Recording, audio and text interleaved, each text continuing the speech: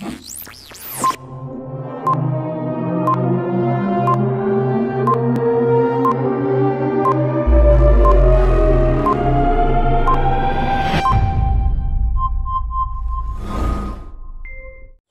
My friends, आपका फिर से स्वागत है ट्रैवल होगा 46 पे। और मैं आज आपके लिए लेकर आया हूँ और एक मज़ेदार एक्सपीरियंस जिसमें आप सीखेंगे NS200 का हैंडल बार कैसे रिप्लेस करें।